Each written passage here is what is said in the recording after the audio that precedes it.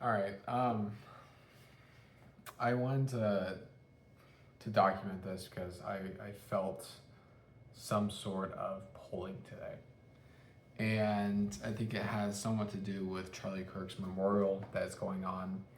I was sitting here a couple hours ago and I was watching a video of the memorial, and it was they're preaching and worship, and I think it was like Brandon Lake, who's a pretty famous worship artist, and it was just this video of like 100,000 people just worshiping God, and I was watching this just kind of getting goosebumps, and then I got super emotional, and I started to like almost like tear up, and this lasted for about 30 minutes where I was just so emotional and crying, and I think I know why. Before I get into that, I want to essentially give you kind of like a backstory on where I am at with my faith journey, and also, where I came from. So when I was little, I mean, like ever since I grew up, I grew up pretty much, I would say, pretty Christian household, where every before every meal we would pray and we'd go to church every Sunday. It was really by the books. It wasn't necessarily, I didn't really have like a personal relationship with God, but the seed was definitely planted. And throughout my entire life, if anyone were to ask me, do you believe in God or are you a Christian, the immediate answer is like, yes, I am a Christian. I do believe in God. I really like the quote of, we question all our beliefs except those we truly believe in, and those we never think to question. So I never really questioned it because it was, what I've been told to say, and what I was taught, which is that God's real, and God created you and God created me. And if anyone asks, yes, of course I believe in God. Like, it's not even a question. Now, this kind of already happened where I didn't necessarily have an actual relationship with God. I didn't really know much about God or the Bible, even though I've kind of been taught. It was kind of like in the back of my mind. Then when I was 18, 19, I think, I moved to Tulsa by myself. I lived by in an apartment. And at that point, I'm like, you know what? Let me go to church. I want to go to church. I want to meet cool people. I want to learn about God. Um, and that's when I really started to actually, I'm like, whoa, this is like my first time being by myself in a church. What is like, I never really registered for me. And that kind of kicked off what I would consider, like a rabbit hole of like me actually like looking to the Bible and reading the Bible and, Googling answers of like, what does this mean? And, kind of actually praying to God myself and saying, God, like, reveal yourself to me. Like, I want to know you. And that's really when I started to actually question my belief in God, which is good because now I can actually build from a foundation of, instead of parroting what other people told me to say or think, I'm now building my own conviction in God.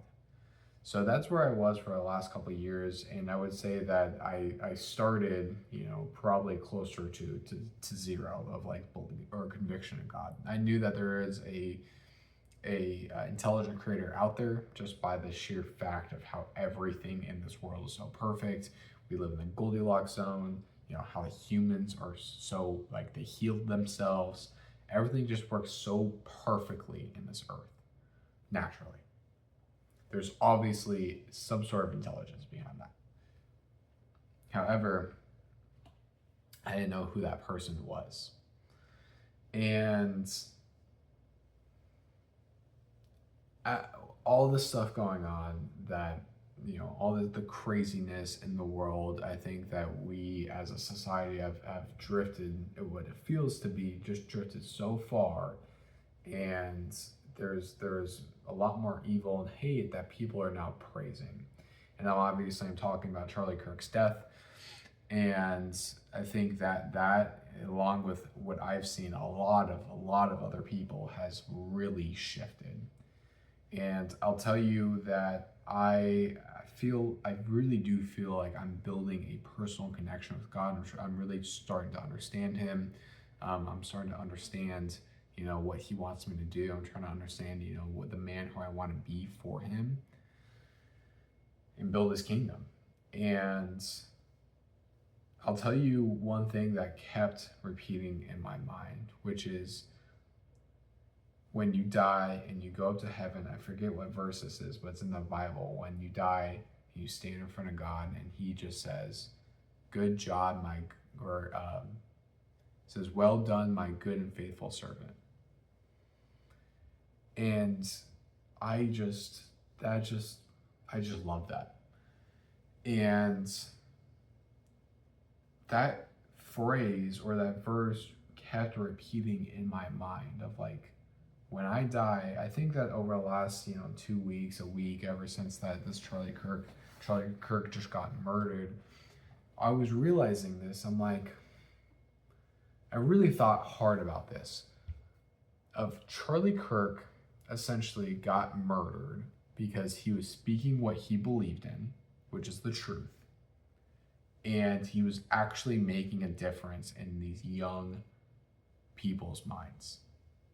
He was converting them, right? By not brainwashing them, but by giving them hard evidence and compelling evidence. And I'll say it's pretty wild because the same reason why he got killed is the same reason why I look at this guy and say I resonate with him. And it's because I look up to the way he's able to articulate his thoughts. I completely respect and admire and want his beliefs, his convictions in God, his values, the way he lives life. Like all of these things, I'm like, I want this.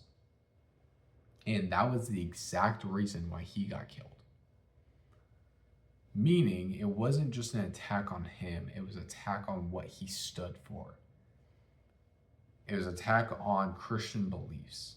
And I think that fundamentally that's why people are so hurt by this. And I've gotten very close to God because I'm now thinking, okay, well, if that's true and I do believe what Charlie believes, I essentially have to be okay. And if the answer, if I truly mean what I say, which is that if I truly believe something and I truly believe it will change the world, why would I not want to let everyone on this earth know? And I think the risks that come with that it became true, which is that you might risk getting murdered with that. And just like in the Bible, and what happened with Jesus is that these men, and Jesus specifically, that literally the entire society that hung and crucified Jesus, they were like, Jesus, you can live if you just tell us that you're not the prophet or the prophecy, that you're not God. If you just say, I'm not God, we will let you live.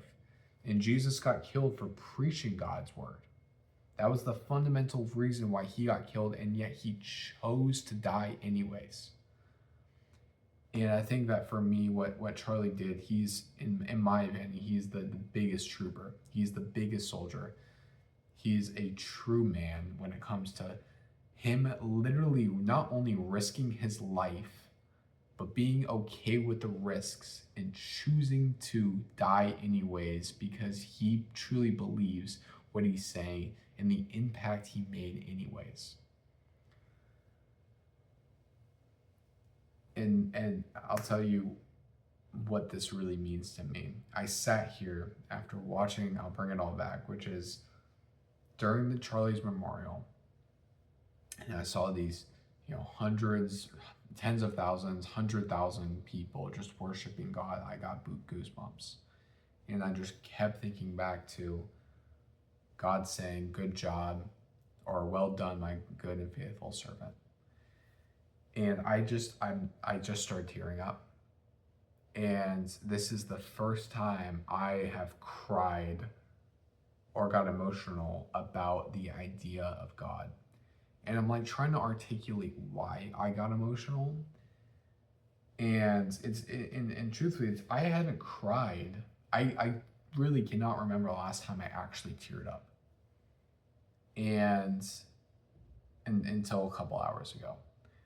And I'm like, why? Like, and then I started to essentially, like, I got super emotional. I started to cry. And then I put on worship music and I walked in the bathroom and just sat on the floor. And I just started to I just started to like cry for like 10 or 15 minutes. I wasn't like completely bawling my eyes out, but I definitely had some tears. I shed a couple tears. And I'll try to essentially articulate what was going through my mind. But it was essentially the idea of me not living up to God's worthiness or goodness, and Him still saying, "Good job, my good," or "Well done, my good and faithful servant." And God is just so good, because when I get to heaven, He's still going to welcome me with good and open arms. And I just truly feel like I don't deserve it. And I think really what it was that I didn't necessarily feel like I deserved the lovingness, because I have so much weight on my shoulders and put so much pressure on myself, which obviously pressure creates diamonds, don't get me wrong. But I think that it was a nice let go to get permission from God to essentially say, Ethan, you're doing a good job. And for me, that meant the world to me. And I now understand why people essentially call Jesus or God the Father.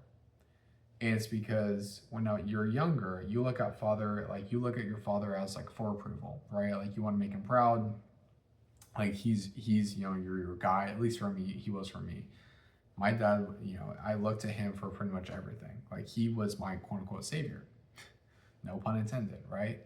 And I think that my dad, obviously, he did his job, he played his part.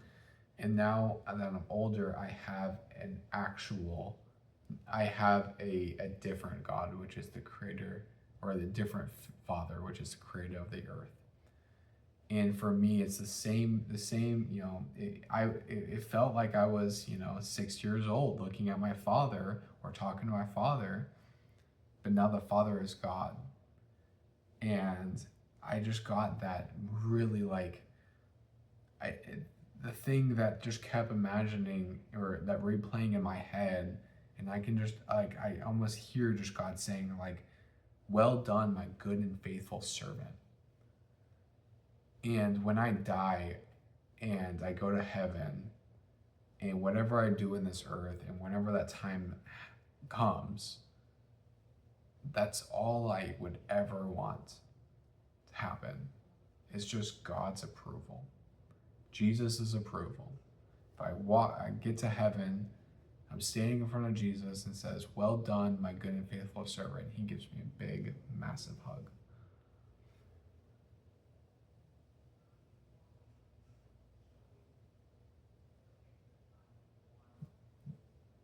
That's all I ever want. And I think that this has been the biggest. I have never, like I said, I have never shed a tear or cried or even got emotional about the idea of God or Jesus until a couple hours ago. And I just want to document that because it is the biggest, most pivotal moment probably in my faith journey or career. Because up until that point, I remember like 3 or 4 years ago when I was in Tulsa, I would literally pray to God and say, God, reveal yourself to me. Like, I want to know you.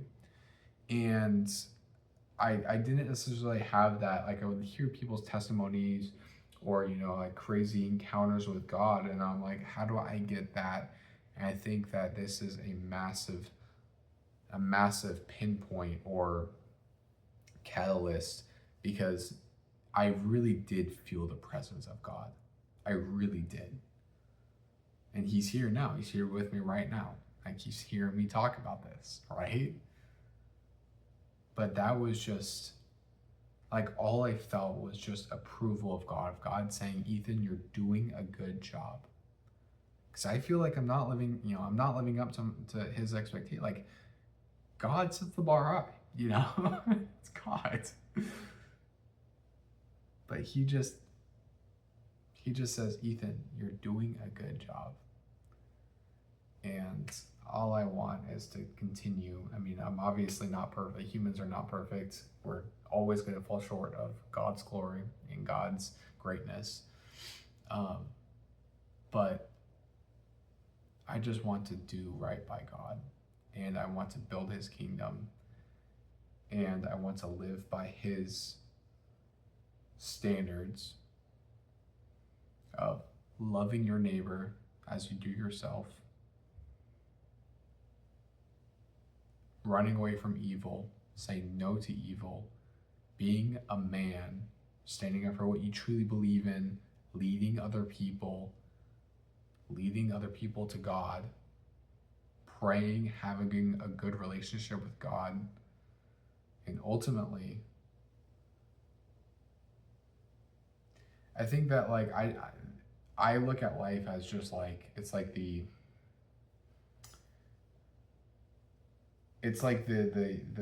pregame to heaven, right? Or it's like we're on this earth to essentially glorify God because he's the only reason why we're here. And if we do a good job, right? If we have enough conviction in God, we actually believe and not. I think that like the thing is that we have so much evidence that God is real, it would essentially be disrespectful to deny God. And I think that's the fundamental reason, in my opinion, of why faith is a barrier to get into heaven. So, anyways, like I said, this is I still have a long walk in my faith journey, but I just wanted to share that that was the biggest change or catalyst in my life, and if you guys are out there denying God or have doubts,